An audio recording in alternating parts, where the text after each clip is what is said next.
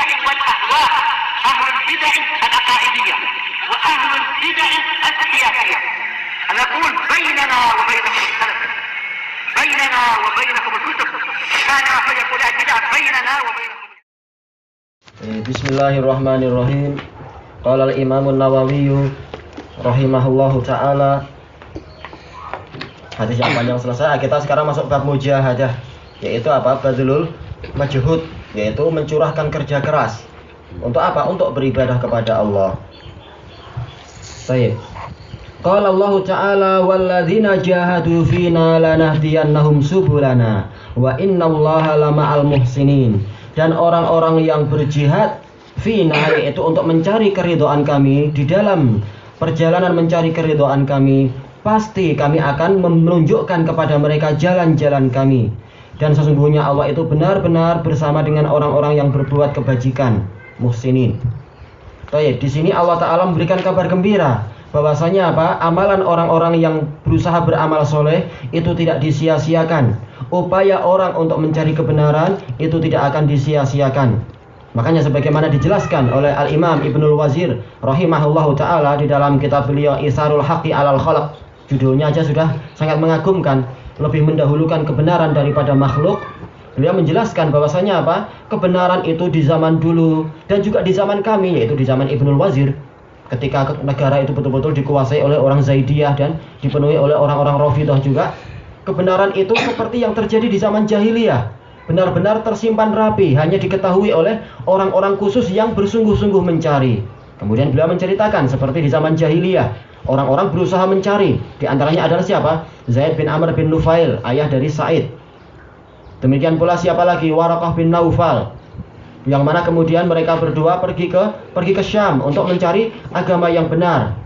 Untuk Zaid bin Amr bin Nufail, dia akhirnya apa itu? Karena dia tidak mendapati agama yang benar, tetapi dia dikasih tahu agama yang benar adalah agama Hanifiyah yang tidak beribadah kecuali hanya kepada Allah. Maka beliau pun bersaksi kepada Allah bahwasanya dia adalah alami lati Ibrahim. Maka Rasulullah mengatakan dalam hadis yang sahih itu, yub'atsu yaumal qiyamah ummatan wahidah. Beliau nanti dibangkitkan pada hari kiamat bagaikan satu umat. Karena apa? Beliau ikut kebenaran di zaman yang tidak ada nabi di situ. Demikian pula Waraqah bin Naufal, walaupun beliau kemudian tanassor, ikut ajaran Nasara, tapi ajaran Nasara yang apa? Yang masih murni. Karena memang dari waktu ke waktu zaman dulu itu masih ada ajaran yang murni, meyakini Nabi Isa adalah nabi, bukan sebagai Allah dan seterusnya. Sebagaimana yang ajaran-ajaran para pendeta yang diikuti oleh siapa? Salman Al-Farisi itu, agama yang masih murni. Sehingga apa? Waraqah juga termasuk orang yang selamat. Baik. Ini menunjukkan bahwasanya orang yang bersungguh-sungguh mencari kebenaran dengan jujur, Allah itu tidak akan menyia-nyiakan amalan orang yang berbuat kebajikan tersebut. Maka jangan khawatir, kemudian kita buruk sangka, aku sudah sungguh-sungguh mencari, Allah menyesatkan aku. Jangan khawatir, Allah Maha baik. Dia lebih sayang kepada kita daripada kasih sayang diri kita terhadap diri kita sendiri. Allah Ta'ala menjanjikan di sini apa? Lanahdiyannahum subulana. Pasti kami akan membimbing kepada mereka jalan-jalan kami. Tapi syaratnya apa tadi? Jalannya itu fina, bukan di dalam mencari keduniaan, bukan dalam mencari kursi, bukan dalam mencari popularitas, tapi memang fina, yaitu fisabilillah. Maka Allah yang akan membimbing. Baik, kita lihat di sini polanya adalah dengan apa? Dengan lam. Lamnya di sini adalah lamut taukid, menunjukkan benar-benar Allah akan memenuhi janjinya ini. Ditambahi dengan apa? Nun saqilah, nun taukid yang saqilah, musyaddadah itu. Lanahdiyannahum, menunjukkan apa? Allah Ta'ala tidak akan pernah mengingkari janjinya. Asalkan syarat terpenuhi, maka janji Allah itu akan terlaksana. Subulana, yaitu jalan-jalan keridhaan kami. Ini menunjukkan bahwasanya jalan keridhaan itu banyak.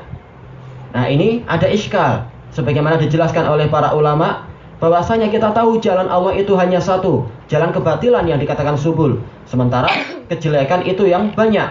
Sekarang ya Rasulullah, kenapa sekarang di dalam akhir-akhir surat Al-Ankabut ini, ya akhir Al-Ankabut secara mutlak ya, itu adalah Allah Ta'ala menyebutkan jalan-jalan yang banyak.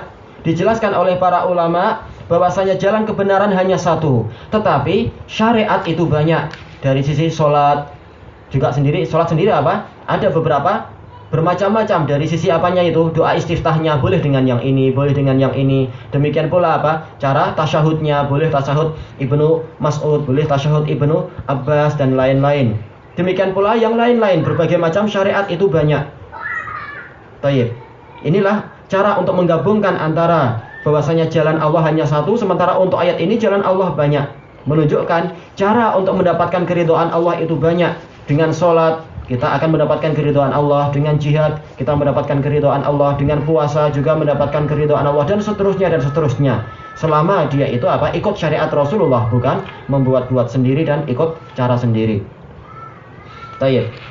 Makanya berdasarkan hadis ini disebutkan oleh para ulama bahwasanya Al-Imam Ahmad rahimahullah mengatakan kalau kita mengalami suatu muskilah, suatu kesulitan dan kita tidak tahu karena dalilnya sepertinya bertabrakan dan sebagainya, maka hendaknya kita itu pergi ke ahlus saghr, orang-orang yang berjihad di tapal batas itu, karena mereka itu sedang dibimbing oleh Allah.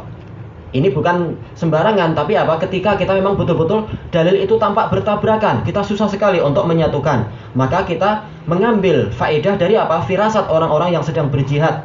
Tapi jihad di jalan Allah, bukan jihad dalam rangka mencari kursi dan ketenaran dan uang dan seterusnya. Kenapa? Karena orang yang jihadnya murni, dia sedang dibimbing oleh Allah Ta'ala, kata Imam Ahmad berdasarkan ayat ini. Dan memang sering isyarat firasat mereka adalah firasat yang kuat kalau memang jihadnya adalah jihad yang murni. Tayyib. Kemudian Allah Ta'ala di sini mengatakan wa innallaha lama'al muhsinin. Inna di sini fungsinya adalah selain untuk taukid, dia adalah untuk ta'lil, menunjukkan alasan. Alasan yang memperkuat bahwasanya Allah pasti akan membimbing adalah apa? Karena Allah itu memang selalu menyertai orang yang berbuat kebaikan.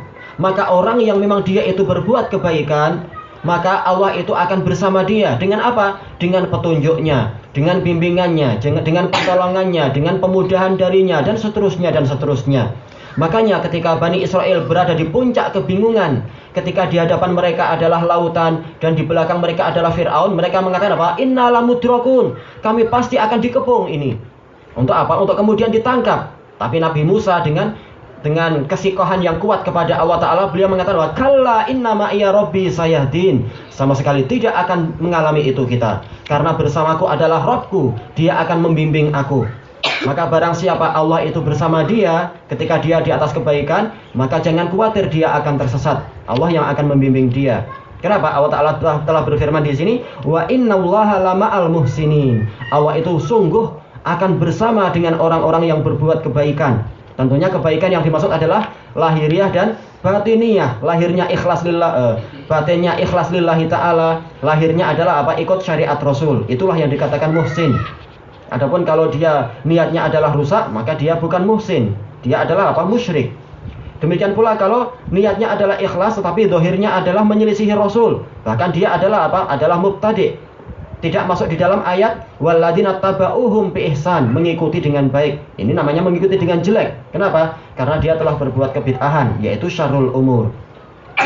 Maka dari hadis ini, dari ayat ini kita tahu bahwasanya orang yang bersungguh-sungguh mencari kebenaran dengan cara yang benar, dengan niat yang benar, Allah tidak akan menyia-nyiakan amalan dia itu. Kalaupun keliru, karena memang manusia itu tidak mungkin maksum, maka Allah Ta'ala memaafkan dia, dan seterusnya dan seterusnya. Ilahuna wallahu ta'ala alam. Ya Rabbal